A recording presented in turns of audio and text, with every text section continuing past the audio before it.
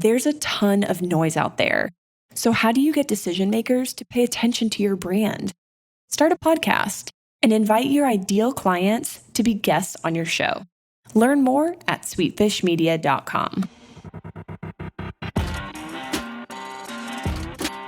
You're listening to B2B Growth, a daily podcast for B2B leaders.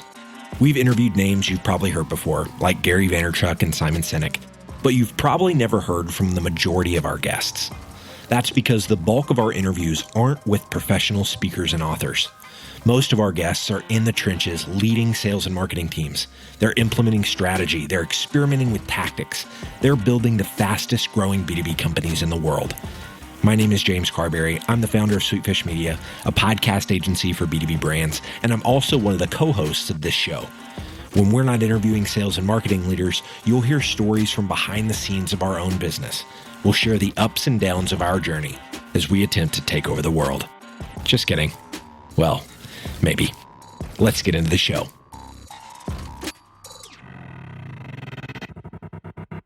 Welcome back to the B2B Growth Show. I'm your host for today's episode, Sean Blackburn with Sweetfish Media. I'm joined today by Carin Van Vuuren. She is the CMO over at Greenhouse. Carin, how are you doing today?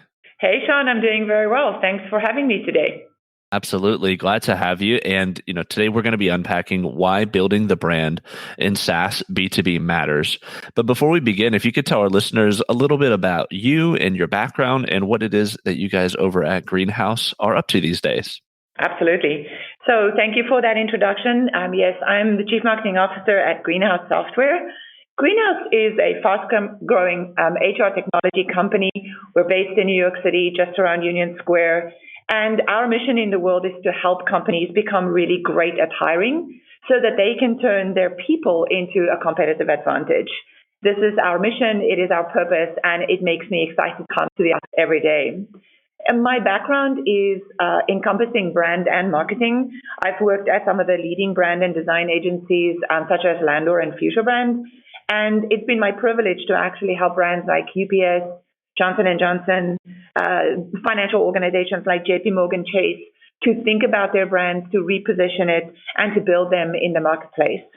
So, shorthand here is I'm a bit of a brand junkie, and this is why this topic is so interesting to me.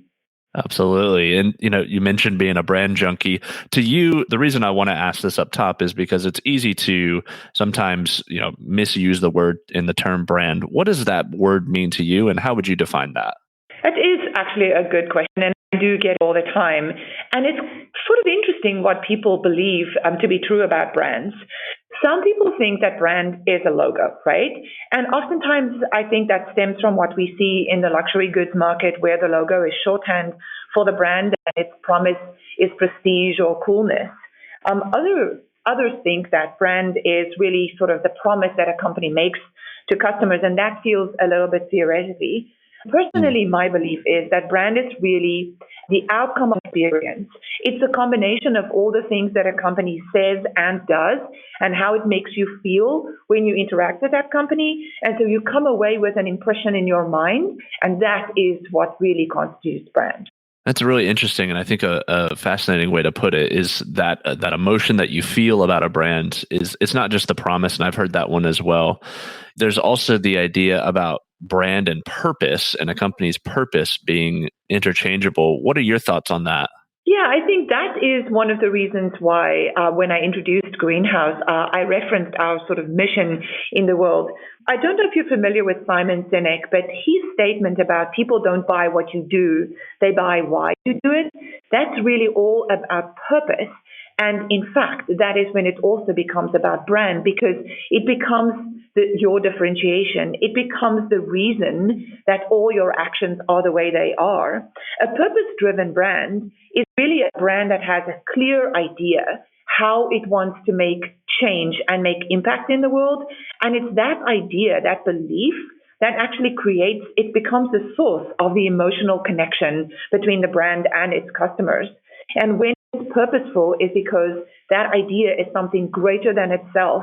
It begins to form the reason why a company exists beyond just making money, right? Mm-hmm. And we are seeing increasingly in the marketplace how having a clear purpose-led brand becomes such a significant part of building successful brand foundations. And to make what I'm saying a bit more tangible is in the B2B space, a great example for me about a purpose and how a brand is articulated in purpose is actually what Salesforce has done.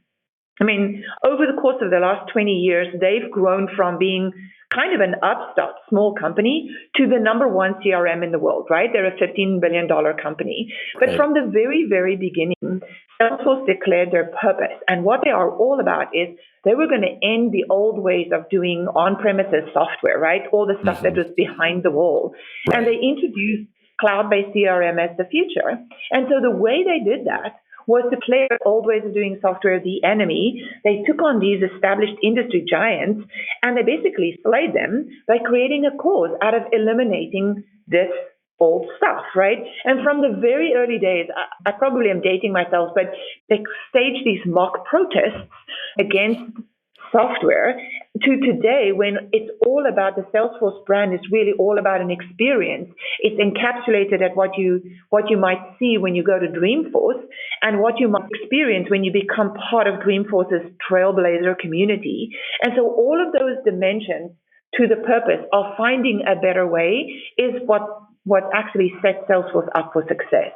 So it's the reason why I believe that purpose and brand actually are two sides of the same conversation. I think that's great. And, you mentioned Salesforce and, we are talking B2B here. It's something that I think some B2B companies do struggle with, as compared to our B2C cousins. Why is this particularly important for our industry and the SaaS industry in particular? Yeah, it's a really important statement because traditional thinking says that it's B2C companies that should concern themselves more with building brand. And yes, obviously that is a focus for B2C marketers, but it's a different story in B2B. And for SaaS, the challenge is basically this. SaaS companies typically take a very product-centric approach, right? Because it's so easy to actually focus on that. And the second thing is you focus on service and everything sort of sells itself. The problem is that anything new and innovative in the world will eventually be copied. So how does a smart, fast-growing B2B company protect itself from becoming a Me Too? They can only do that by thinking about how do they create sources of competitive advantage and differentiation that cannot be easily copied. And this is where brand comes in, and also this is where culture comes in. So in a way, a brand can become something like competitive moat for a business. I think Warren Buffett was actually talking about how successful strategy is about creating competitive moats around a business. And a company can invest in building their brand as a defensive mechanism, because not only does it create familiarity, trust, and credibility, it actually is part of that emotional connection and ultimately the reason why somebody chooses you. A great brand, particularly a purpose-driven brand, is hard to replicate. And that's where the competitive advantage for a B2B SaaS company would come in. Today's growth story is all about search engine marketing. The company we're highlighting is SentinelOne. This challenger cybersecurity brand was set out to disrupt the endpoint protection space. Their brand was top-notch, their product was innovative, but they were struggling to gain traction online in an already developed industry. Then they found Directive Consulting, a B2B search marketing agency. Within the first quarter of working with Directive, SentinelOne was able to increase their organic traffic by 128% and overall lead volume by an outstanding 251%. Now, I have a hunch that Directive can get these kind of results for you too. So head over to directiveconsulting.com and request a totally free custom proposal. That's directiveconsulting.com. All right, let's get back to this interview. I think that's really great. And the tough part about some of this is the actual investing of time and money into the branding side of your marketing and sales efforts. There's a lot of kind of growth of this idea of lead generation being primary. And why is it that you think it's so important to take the value, or why is it that, would you say, it's so important to invest in the value of branding? think that branding is really just Super Bowl advertising, right? While that's interesting, although this past year I might say slightly disappointing, that is not really where value creation in brand comes from. I see brand as actually really very strategic and a part of how companies should think about creating success. And so if you think, in my mind, there's sort of four areas where value gets created through brand. The first is that if your SaaS business is competing in a crowded market, a strong brand that has real resonance and relevance helps drive preference and choice, right? When you compete with hundreds of others, and even if there's just enough distinction but a lot of similarity, a brand that stands out, that has a clear message about what it's doing, what makes a difference, what its purpose is in the world, and how that creates value for its users, will become a reason for a prospect to choose you. The second strategy around how brands create value for companies is that, in essence, a strong brand helps to de-risk your growth strategies. It's useful when you're thinking, you've been very successful and suddenly you're starting to expand your product portfolio or you're going up market. When a company's growth is about expansion, either into new markets or new geographies or new markets, a compelling and differentiated brand will reduce the risk for prospects who might not be familiar with you and who don't want to choose a brand that they feel represents risk, right? And so a strong brand and that name awareness accelerates your ability to create the connection with all the stakeholders in that buying decision. A strong brand is also protection against commoditization. The fact that you're in SaaS, and oftentimes the model, is a subscription model, there is some benefit in being able to accrue some sort of premium associations with your brand. And if you want to position yourself as commanding a premium of whatever nature that is, that cannot just be maintained by a focus on features and functionality that may be different from your competitors. A well-defined brand creates values in ways that then becomes beyond price. And the last thing is, every one of us in SaaS lives or dies by customer churn and renewal, right?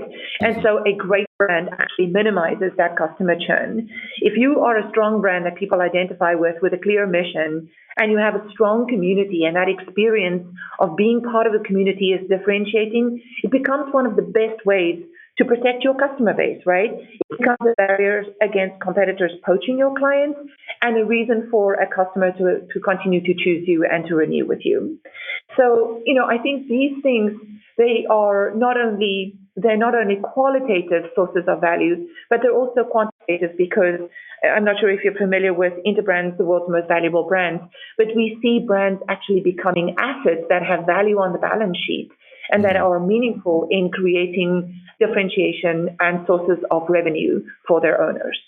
I really like that. And, some of this is a little bit nebulous, as far as the conversation of brand, and especially the way that we defined it at the top as the feeling that someone gets whenever they're interacting, and the outcome of them interacting with you is really what your brand is defined as. How is it that as marketers we could stay focused and what is it that we need to remember when we're building a brand? So there's tons that you can remember, and I'm going to not do the theory thing here, but I kind of live by three sort of principles when I think about building a brand.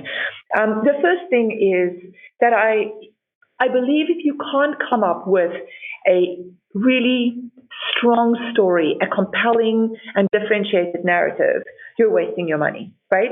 And so breakthrough branding only happens when a company provides a remarkable story and a remarkable experience at every moment of interaction. This is when the emotional connection takes shape.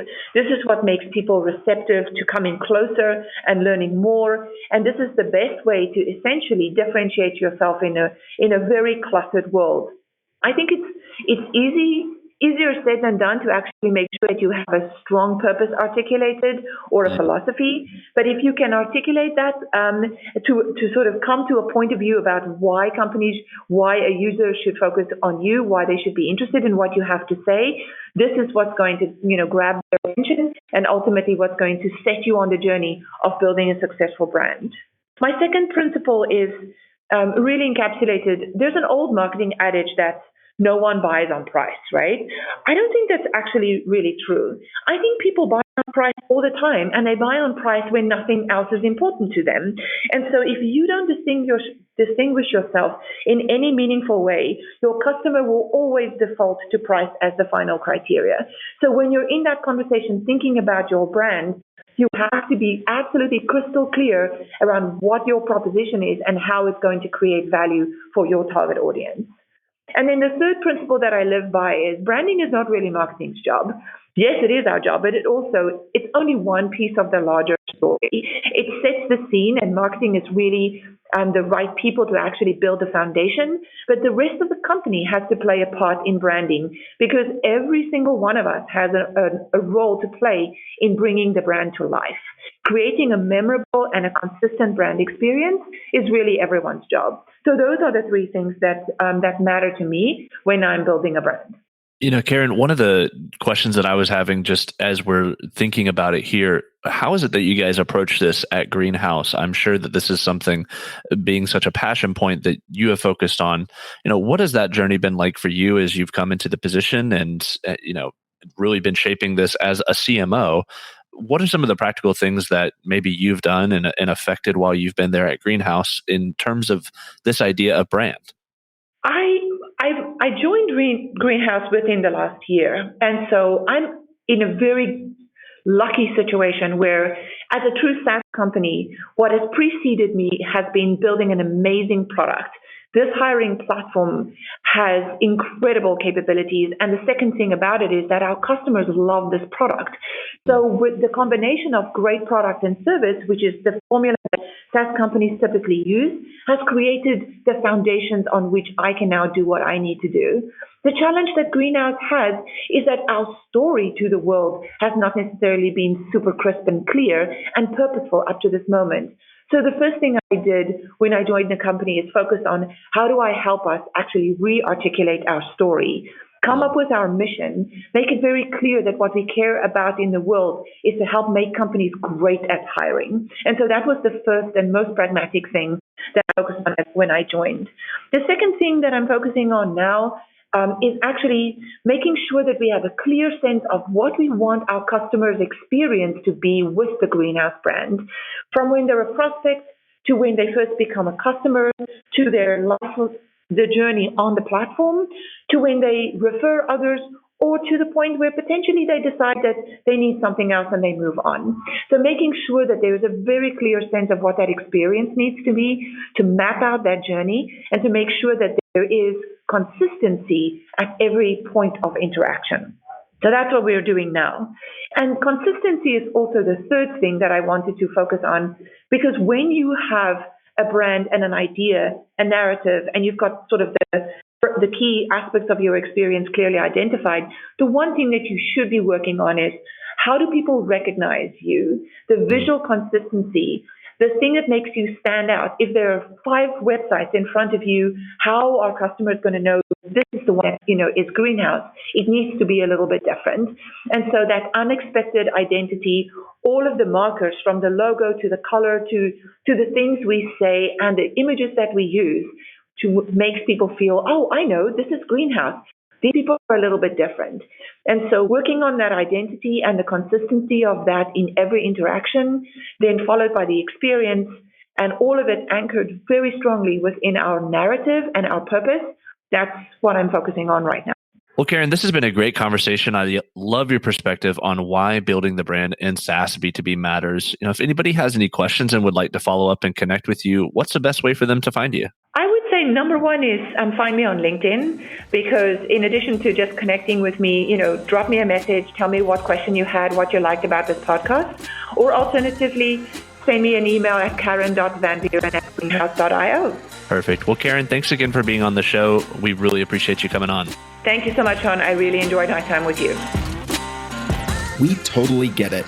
We publish a ton of content on this podcast, and it can be a lot to keep up with. That's why we've started the B2B Growth Big 3, a no-fluff email that boils down our 3 biggest takeaways from an entire week of episodes.